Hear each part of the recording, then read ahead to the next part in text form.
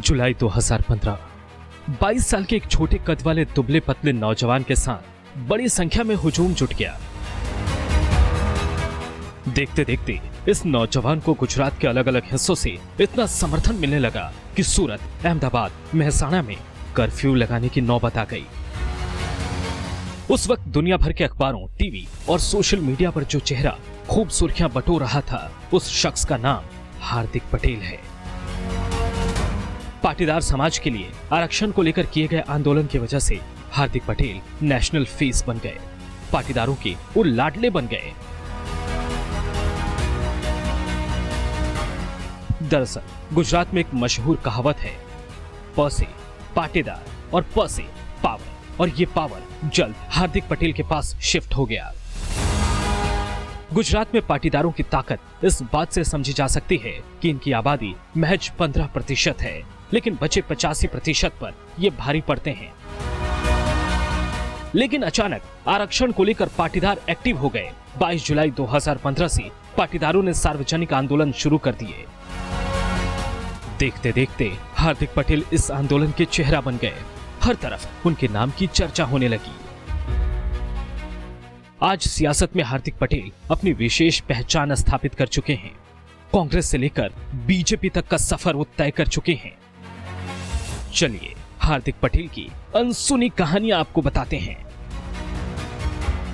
ये बात तो पूरी दुनिया को पता है कि हार्दिक पटेल ने पाटीदारों को आरक्षण दिलाने के लिए आंदोलन किया, लेकिन ये बात कम लोगों को ही पता है कि आखिर उन्होंने आरक्षण के लिए आंदोलन क्यों किया।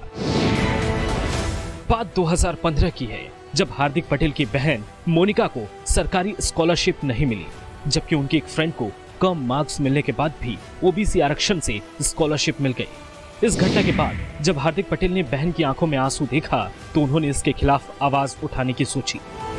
हार्दिक ने महसूस किया कि यह आरक्षण की नीति सिवाय पाटीदार समाज के सबको फायदा दे रही है, इसलिए उन्होंने पाटीदार अनामत आंदोलन समिति का गठन किया। उस वक्त हार्दिक पटेल ने स्पष्ट करते हुए कहा था, यह एक गैर राजनीतिक संगठन है जिसका उद्देश्य ओबीसी का आरक्षण हासिल करना है। आंदोलन की पिच पर हार्दिक पटेल ने जो जौहर दिखाए, प्रेम की पिच पर भी उतना ही फिट बैठे। 27 जनवरी 2019 को उन्होंने बचपन की दोस्त किंजल पारीख से शादी कर ली। हार्दिक पटेल की प्रेम कहानी भी अजब है। दोनों की प्रेम कहानी की शुरुआत अहमदाबाद के चांदनगरी गांव से शुरू हुई। दरअसल किंजल उनकी बहन मोनिका पटेल की फ्रेंड हैं। दोनों ने एक साथ पढ़ाई की। किंजल अक्सर मोनिका पटेल के घर आया करती थी। यहीं से हार्दिक और किंजल की दोस्ती शुरू हुई। इसके बाद दोनों का प्रेम परवान चढ़ने लगा। मौका देखकर हार्दिक पटेल ने किंजल को प्रपोज कर दिया। किंजल भी हार्दिक के प्यार में खो गई और उन्होंने हामी भर दी। दोनों ने कई सालों तक एक दूसरे को डेट किया। जब हार्दिक पटेल आंदोलन में सक्रिय थे, तो किंजल उनकी ढाल बनी रही। पाटीदार आंदोलन के वक्त जब हार्दिक सूरत की लाजपुर जेल में बंद थे, तब किंजल उन्हें लेटर लिखा करती थी। वक्त बीतता गया, किंजल हार्दिक का प्यार और प्रगाढ़ हो गया। आखिरकार 2019 में वो वक्त आया जब दोनों ने 7 जन्मों तक साथ निभाने का वादा कर लिया। हार्दिक पटेल की पत्नी किंजल पटेल अच्छा खासा पढ़ी लिखी हैं, वहीं हार्दिक पटेल कुछ ज्यादा पढ़े लिखे नहीं हैं।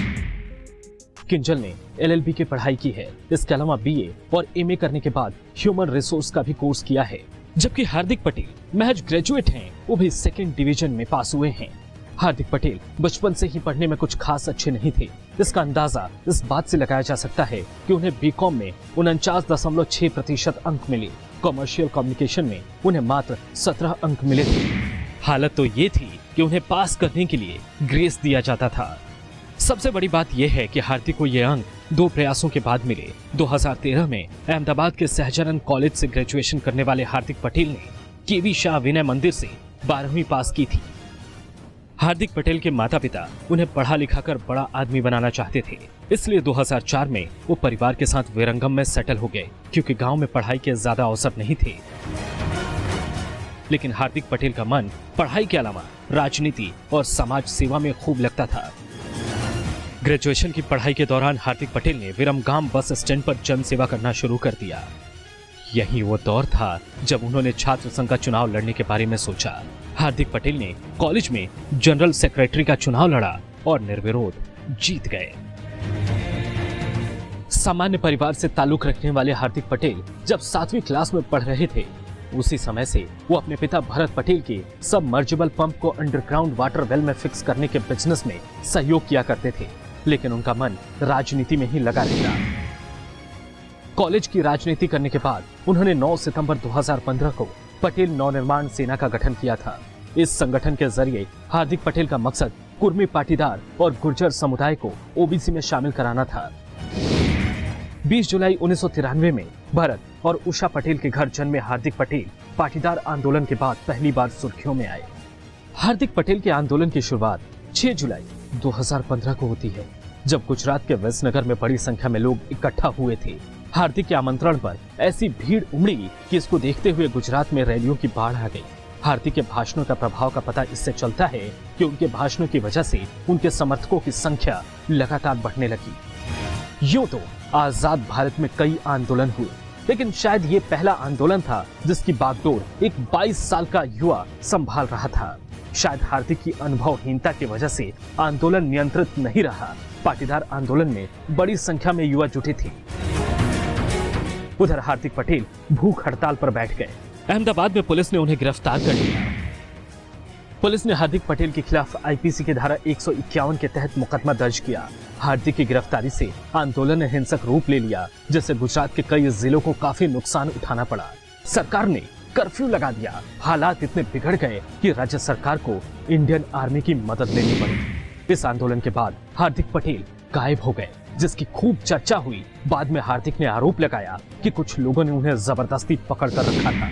25 जुलाई 2018 को दंगे भड़काने और संपत्ति को क्षति पहुंचाने के लिए हार्दिक पटेल और उनके 2 साथियों को दोषी घोषित किया गया। तीनों पर 50,000 रुपए जुर्माना और 2 साल की कैद की सजा सुनाई गई। हालांकि हार्दिक पटेल जेल से जल्द ही छूट गए। हार्दिक पटेल की बात हो और विवादों की चर्चा ना हो, ऐसा नहीं हो सकता। हार्दिक पटेल पर तिरंगे के अपमान का आरोप लग चुका है।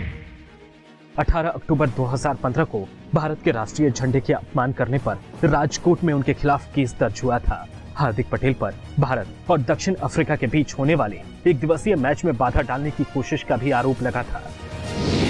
वहीं हार्दिक पटेल के नजदीकी दोस्त चिराग पटेल और केतन पटेल ने उन पर पाटीदार समाज के फंड का गलत इस्तेमाल करने का भी आरोप लगाया था।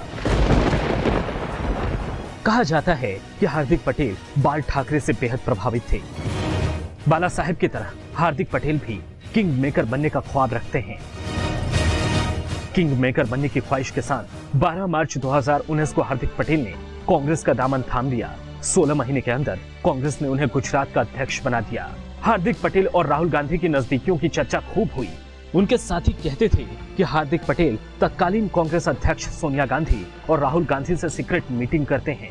हालांकि कांग्रेस के साथ उनका रिश्ता ज्यादा लंबा नहीं चला।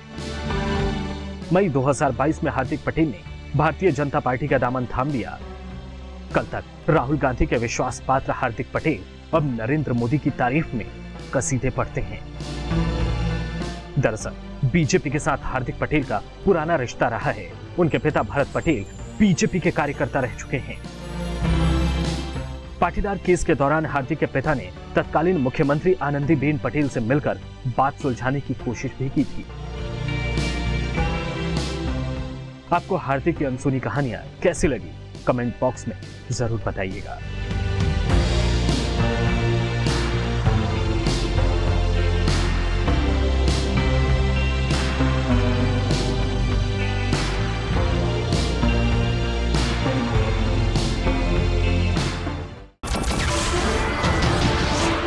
नमस्कार, मैं हूं मानक गुप्ता।